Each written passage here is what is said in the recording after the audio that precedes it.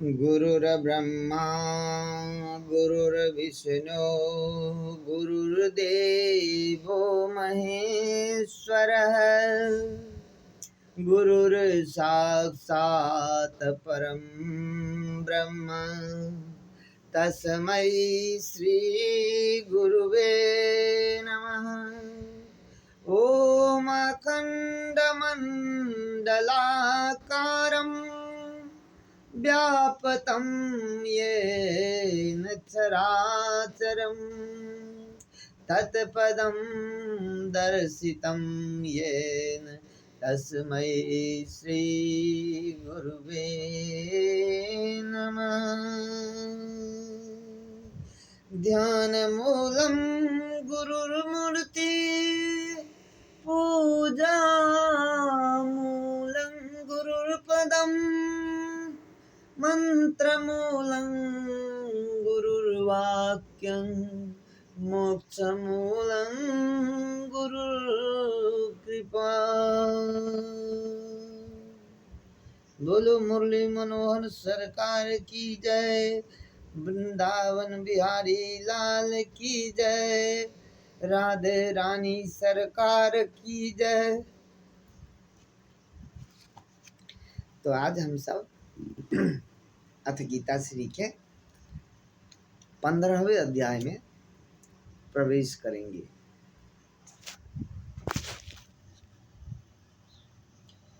तब अथ पंचदशोऽध्यायः, यह अध्याय भी भगवान के बोलने से ही शुरू होता है। अब भगवान कहते हैं, श्री भगवान उवाच ऊर्ध्वमूलमदः शाखमश्वतं प्राहुरव्ययम् छन्दांसि यस्य पर्णानि यस्तं वेद स वेदवित्। अर्थात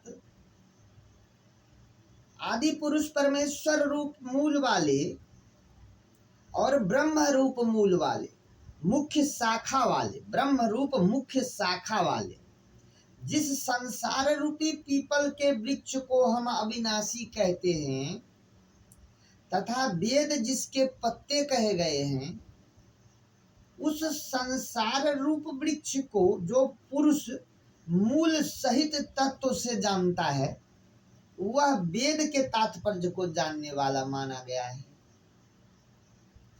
तो अधश्चोर्ध्वं प्रसितास्तस्य शाखा गुण प्रवृद्धा विषय प्रबालाः आदादश्च मूलान्यनु संततानि कर्मनुबंधीनि मनुष्यलोके। अर्थात उस संसार रूपी वृक्ष की जो तीनों गुण रूप जल के द्वारा बढ़ी हुई एवं विशेष भोग रूप कपोलों वाली देव, मनुष्य और तिर्यक आदि योनि रूपी शाखाएं हैं, नीचे और ऊपर सर्वत्र फैली हुई है तथा मनुष्य लोक में कर्मों के अनुसार बांधने वाली अहर्ता, ममता और वासना रूप जड़ें भी नीचे और ऊपर सभी लोकों में व्याप्त हो रही है।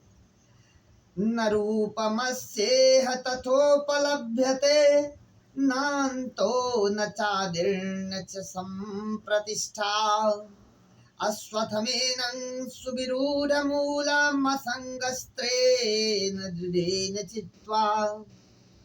अब इस संसार रूपी वृक्ष का स्वरूप जैसा कहा गया है वैसा यहाँ विचार काल में नहीं पाया जाता, क्योंकि न तो इसका कोई आदि है और न कोई अंत है। तब इसका पता कौन करेगा? तो न इसकी अच्छी प्रकार से स्थिति ही है और न यह नहीं है। इसीलिए इस अहंता, ममता और वासना रूप अति दृढ़ मूलों वाले संसार रूपी पीपल के वृक्ष को दृढ़ वैराग्य रूपी शस्त्र के द्वारा काटकर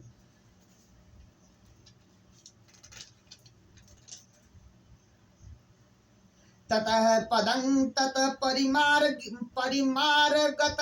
परिमार्गितब्दं यस्मिन् गता न निर्वतन्ति भूयः तमेव चाद्यं पुरुषं प्रपद्ये यतः प्रवृत्ति प्रसृता पुराणी।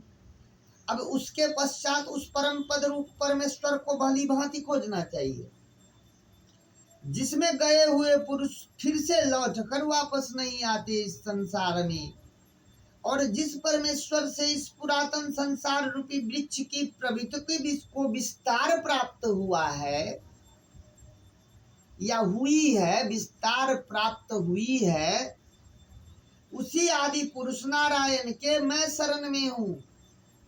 तो इस प्रकार से दृढ़ निश्चय करके उस परमेश्वर का मनन और निधिध्यासन करना चाहिए। निर्माण मोहाजित संग दोषा अध्यात्म नित्या विनिवृत्त कामा द्वंद्वैर विमुक्ता सुखद संजय सुख दुख संजैरगच्छन्त मूढ़ा पदमव्ययं तत्। जिनका मान और मोह नष्ट हो गया हो, जिन्होंने आसक्ति रूप दोष को जीत लिया हो, जिनकी परमात्मा के स्वरूप में नित्य स्थिति है और जिनकी कामनाएं पूर्ण रूप से नष्ट हो चुकी, वे सुख दुख नामक द्वंद्वों से विमुक्त ज्ञानी जन उस अविनाशी परम पद को प्राप्त होते हैं। तो न तद भास्यते सूर्यो न शशांको न पावकः यद गत्वा न निर्वतन्ते तद्धाम परमं मया। अब जिस परम पद को प्राप्त होकर मनुष्य लौटकर पुनः संसार में नहीं आता, उस स्वयं प्रकाश परम पद को न सूर्य प्रकाशित कर सकता है और न चंद्रमा उसे प्रकाशित कर सकती है और न अग्नि ही है, वही मेरा परम धाम है। तो ममई बांसो जीव लोके जीव भूत सनातन मन षष्ठानि इंद्रियाणि प्रकृतिस्थानि कर्षति। अब इस देह में यह जीवात्मा मेरा ही सनातन अंश तो है, और वही इन प्रकृति के में स्थित मन और पांचों इंद्रियों को आकर्षित भी करने वाला है। तो इसीलिए शरीरं यादवापनोति यच्चाप्युत क्रमातीश्वरः, शरीरं यदवापनोति यच्चाप्युत क्रामतीश्वरः गृहीत्वैतानि संयाति वायुर्गन्धान् गन्धान्निवासयत्। वायु गंध के स्थान से गंध को जैसे ग्रहण करके ले जाता है, वैसे ही देहादि का स्वामी जीवात्मा भी जिस शरीर का त्याग करता है, उससे इस मन सहित इंद्रियों को ग्रहण करके फिर जिस शरीर को प्राप्त होता है उसमें चला जाता है।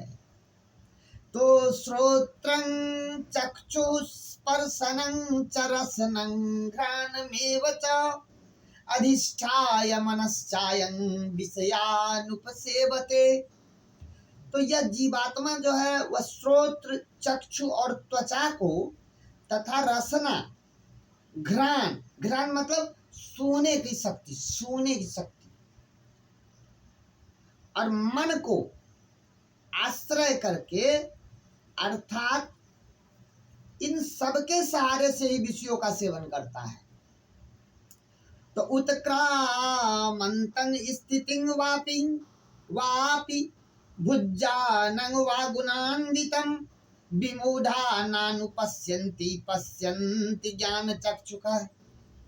तो अब शरीर को छोड़कर जाते हुए को, अथवा शरीर में स्थित हुए को, अथवा विषयों को भोगते हुए को, इस प्रकार तीनों गुणों से युक्त हुए को भी अज्ञानी जन नहीं जानते। केवल ज्ञान रूप नेत्र वाले विवेकशील ज्ञानी ही तत्व से इसको जान लेते हैं। स्वयतंतो योगिनश्चैनं पश्यन्त्यात्मन्यवस्थितं यतन्तोऽप्यकृतात्मानो नैनं पश्यन्त चेतसः। अब यज्ञ करने वाले योगी जन भी अपने हृदय में स्थित इस आत्मा के तत्व को जानते हैं, किंतु जिन्होंने अपने अंतःकरण को शुद्ध नहीं किया है, ऐसे अज्ञानी जन तो यत्न करते रहने पर भी इस आत्मा को नहीं जान पाते। तो यदाधिगत्यतं तेजो जगदाशयेतखिलं यच्चन्द्रमसि यच्चाग्नौ ते तत्तेजो विद्धि मामकाम्। अब सूर्य में स्थित जो तेज संपूर्ण जगत को प्रकाशित करता है, तथा जो तेज चंद्रमा में है और जो अग्नि में है, वो सब उस सब को तू मुझे ही जान, वो सब मेरा ही है। तो गामा विश्व च भूतानि धारयाम्यहमोजसा पुष्मा पुष्णामि चौषधि सर्वा सोमो भूत्वा रसात्मकः। अब और मैं ही पृथ्वी में प्रवेश करके अपनी शक्ति से सब भूतों को धारण करता हूँ, और रस स्वरूप अर्थात अमृतमय चंद्रमा होकर जब संपूर्ण औषधियों को अर्थात वनस्पतियों को भी मैं पुष्ट करता हूँ। तो अहं वैश्वानरो भूत्वा प्राणिनं देहमाश्रितः प्राणापान समायुक्तः पचाम्यन्नं चतुर्विधम्। अब मैं ही सब प्राणियों के शरीर में स्थित रहने वाला प्राण और अपना से संयुक्त आपान से संयुक्त वैश्वानर अग्नि रूप होकर 4 प्रकार के अन्न को पचाता हूँ। तो सर्वस्य चाहं हृदि सन्निविष्टो मत्तः स्मृतिर्ज्ञानं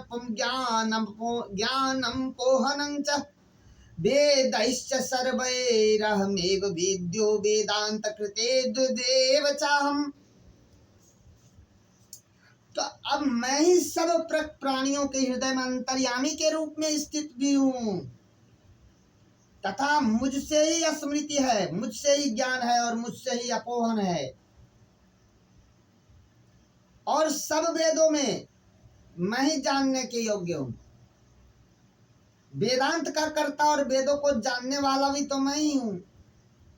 अब द्वाविमौ पुरुषौ लोके क्षराश्चाक्षर एव च क्षरः सर्वाणि भूतानि कूटस्थोक्षर उच्यते। अब इस संसार में नाशवान और अविनाशी भी ये 2 प्रकार के पुरुष हैं। इनमें संपूर्ण भूत प्राणियों के शरीर में तो नाशवान और जीवात्मा अविनाशी कहलाते हैं। सो उत्तम पुरुषस्तवन्यः परमात्म ते द्विदाहितः यो लोकत्रयाविश्य विभर्तव्य ईश्वरः।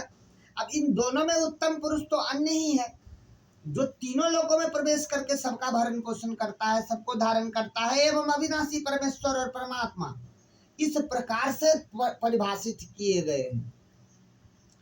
सो यस्मात्क्षरमतीतो हम अक्षरादपि चोत्तमः अतोऽस्मि लोके वेदे च प्रथितः पुरुषोत्तमः। अब क्योंकि मैं नाशवान जड़ वर्ग क्षेत्र से तो सर्वथा अतीत हूँ और अविनाशी जीवात्मा से भी मैं उत्तम हूँ, इसीलिए लोकों में वेदों में भी पुरुषोत्तम हूँ। मैं उसी नाम से प्रसिद्ध हूँ। यो मामेव सम्मूढो जानाति पुरुषोत्तमं यः स सर्वविद्यजति विद्यजातिं मां सर्वभावेन भारत। अब हे भारत, जो ज्ञानी पुरुष मुझको इस प्रकार तत्व से पुरुषोत्तम जानता है, वह सर्वज्ञ पुरुष इस प्रकार से निरंतर मुझ वासुदेव परमेश्वर को ही तो भजता है। तो इति गुह्यतमं शास्त्रमिदमुक्तं मया नघ एतद् वृद्ध्वा बुद्धिमान् स्यात् कृतस्य कृत्यस्य भारत। अब इसीलिए हे निष्पाप अर्जुन, इस प्रकार यह अति रहस्य युक्त गोपनीय शास्त्र मेरे द्वारा कहा गया है, इसको तत्व से जानकर मनुष्य ज्ञानवान और कृतार्थ हो जाता है। ओम तत्सदिति श्रीमद्भागवत गीतासु उपनिषत्सु ब्रह्म विद्यायां योग शास्त्रे कृष्णार्जुन संवादे पुरुषोत्तम योगो नाम 15ोऽध्यायः समाप्तः। बोलो मुरली वाले की।